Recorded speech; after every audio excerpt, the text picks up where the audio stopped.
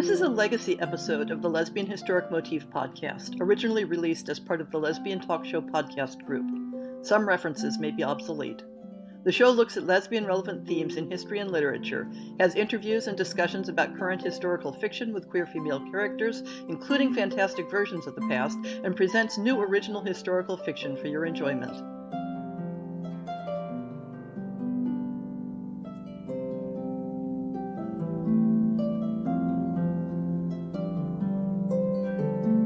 Welcome to On the Shelf for May 2018. This is a special month, not because of anything to do with the Lesbian Historic Motif podcast or blog, but because I'm having one of those big round number birthdays. Like most years, I'll be spending my birthday in the midst of a couple thousand historians at the International Congress on Medieval Studies, held in Kalamazoo, Michigan. I rather like the idea that they throw this big medieval birthday party for me every year. If I'm lucky, there will be a handful of papers relevant to the history of sexuality that I can hear presented, along with all the other topics I enjoy following. And I always spend time in the display room, where the academic publishers have their books out, and I end up bringing home some fascinating books to add to the project's to-do list. I usually live blog summaries of the sessions I attend, so you can follow along on my website if you like, though it's nothing at all like the thrill of being there in person. I've presented papers at the conference several times in the past, and there are a few topics based on my reading for the Lesbian Historic Motif Project that I plan to work up into proposals sometime in the future.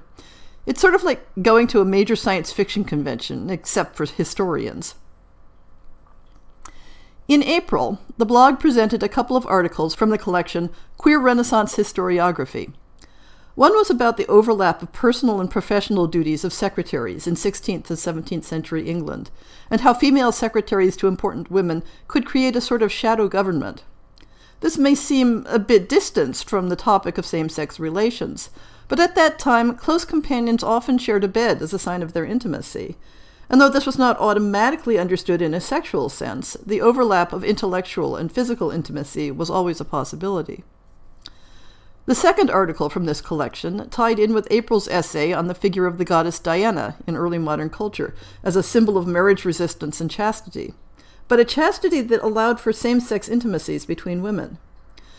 The essay about the figure of Diana, and especially how the myth of Diana and Callisto created a space for the imagining and depiction of sex between women, led sideways into the topic of cross-gender performance by men in historic texts, a topic that can be problematic when viewed through modern interpretations of transgender identity. While that topic was on my mind, I covered the article Transvestite Knights in Medieval Life and History, which looks at the contexts in which medieval knights used a female presentation as part of tournament culture or theatrical performance. The month of May starts off with two articles from the collection Gender and Difference in the Middle Ages, and continues the theme of cross-gender performance. A woman cross-dressing as a man, either as a complete disguise or simply as a way of breaking gender rules, is a very popular trope in modern lesbian historical fiction. But that motif isn't historically accurate for many times and places. An article by Everett Rosen looks at cross-gender performance at court in medieval Baghdad, where both men performing femininity and women performing masculinity were driven by the sexual tastes of elite men and had nothing to do with female same-sex interests. The second article in this collection, by Ulrike Wiethaus, is on the very different topic of homoerotic language used between religious women in medieval Germany. Next, we return to the motif of the mannish Amazonian women in medieval Islamic literature in an examination of a complex heroic tale that features two strong women and the image of a woman skilled in the arts of war who resists marriage and defeats the men competing for her. There are no overt lesbian themes in the story, but I include it as part of the continuing interest in martial women and cross-dressing. The month of May finishes up this series of articles on cross-gender performance with a catalogue and analysis of women recorded as appearing in male clothing in late medieval London. This month's essay will be on the topic of queer women's communities in history. That is, what are some contexts where women interacted in social groups that were either organized around same-sex desire or that aligned closely with those desires? There has been a great deal of interest in historical studies of how men created communities and meeting places to pursue same-sex desire, but such studies generally either dismiss the female equivalent as non-existent, or blithely assume that women's experience was identical to men's, which, of course, it almost never was. I originally put together the notes and materials for this essay for someone else who was interested in the topic and wanted to do a show on it, but she never took it further, and I recently got confirmation that it was okay to use them for my own show. This month's author guest will be Janelle M. Ferreira, author of the brand new Regency romance The Covert Captain, which shot to the top of my list of favorite lesbian regencies. I'm delighted to be able to use the podcast to let more people know about this really fun, yet deeply thoughtful story. I've been trying to get my author guests lined up a bit further in advance, so it doesn't feel like I'm always scrambling. I'm looking for people who are writing within historic settings, though not limited to strictly historical stories, and it's always a bonus to be able to feature an author around the time that they have a new book coming out. If you'd like to suggest someone you think would fit into the podcast scope, drop me a note with contact information. I'm trying to reach across genre boundaries and include authors with all sorts of publishing backgrounds. You may have noticed that lately I've featured some people from mainstream science fiction and fantasy, as well as authors publishing romance outside the lesbian presses. One of my goals is to expand people's awareness of the books that are out there, ones that you might not have heard about if you primarily follow one specific part of the market. There are also opportunities for non-authors, or authors who don't write historicals, to feature on this podcast. Usually we have our author guest do the book appreciation segment, but not everyone chooses to do so. I'm trying to put together some book appreciation shows from readers so that I can fit them in when there's an opportunity. If you have some favorite historical novels featuring women who love women, whether it's your all-time favorites or favorites within a particular genre, I'd love to have you on the show to talk about them. When I first started putting together the forthcoming books list for this show, I had only 2 titles. Well, more like 1.5. I've turned up a couple more at the last minute, but remember that I can only announce books if I know about them. So if you're aware of any upcoming publications that you think would fit the topic of the podcast, please drop me a note. The first book was an April release that I didn't hear about until after it came out. It's The Potion by R.G. Emanuel from Dirt Road Books. Here's the blurb. Vera Kennedy, widow of Professor James Kennedy, wants to be a scientist, but in Victorian Boston that isn't an option for women.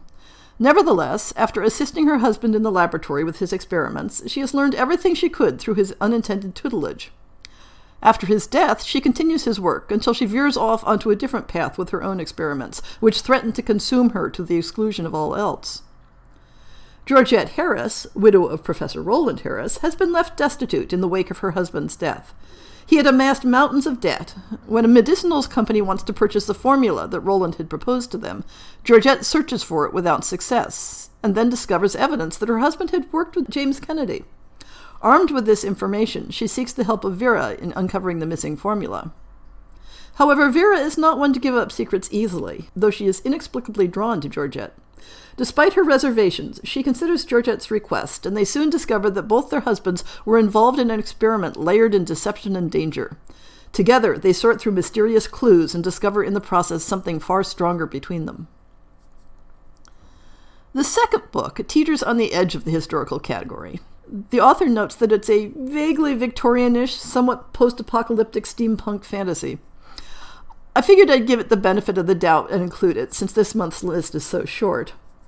The book appears to be the beginning of a series, titled A Touch of Truth, Book 1, Raven, Fire, and Ice, by Nita Round from Silver Dragon Books.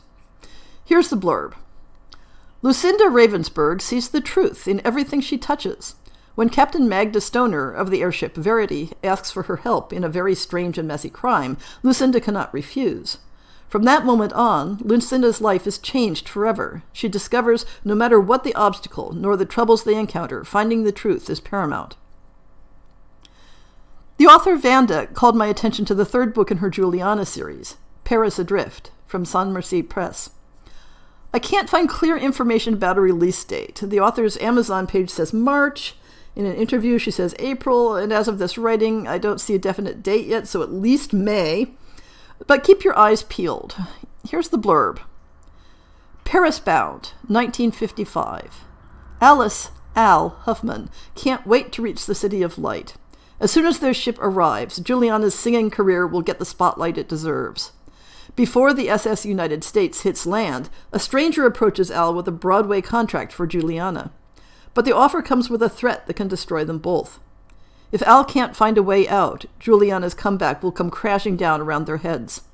As she hides the awful truth from Juliana, Al searches for an answer before another obstacle destroys their last chance for happiness. The last book for this month is one I just became aware of, and again, the release status isn't entirely clear. The author's website indicates it'll be available through Smashwords and Amazon, but the links aren't live yet, so I've put her website in the show notes. The setting for this book is a lot earlier than our usual listings. The book is Thora, a Spartan Hoplite Slave, by Red Hope from Little Red Wings. Here's the blurb. She is the only female hoplite in Spartan history. She is royal guard to King Leonidas. She is the Iron Edge. In an age when men rule, Halcyon rises above and is the master of her own life. At home, Halcyon controls her lands and her personal slaves with a strict hand, until the day she purchases an unusual slave. Thora is a fair-skinned woman who stands taller than the Greek gods, with hair the color of gold and blue eyes that rival the skies. Halcyon must own the unusual woman, but she is hardly prepared for the thunder that follows. Step back into the glory of ancient Sparta when the city-state becomes a formidable military power. Learn about Sparta's unique social system, including women's dominant roles in both the house and in public affairs, and follow one slave owner's journey as she learns to accept her slave's spirit.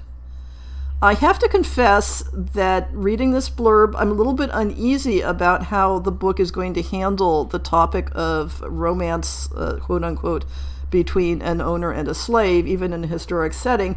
But it does look like an interesting premise, and check it out and let me know what you think.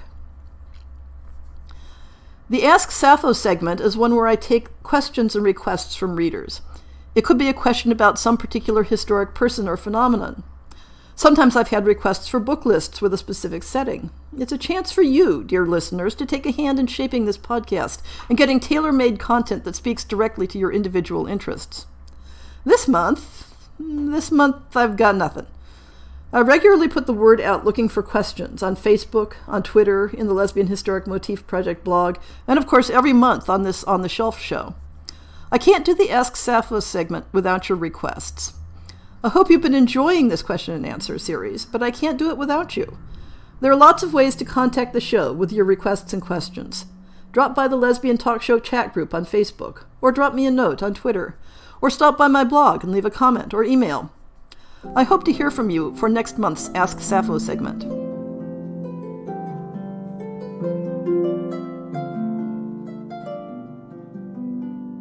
I hope you've enjoyed this episode of the Lesbian Historic Motif Podcast. See the show notes for links to people and topics. Most shows will have a transcript linked as well. If you have a book announcement, a topic suggestion, or might like to appear on the show, please drop me an email. If you enjoyed this podcast, please rate it and subscribe on your favorite podcast app, and consider supporting our Patreon.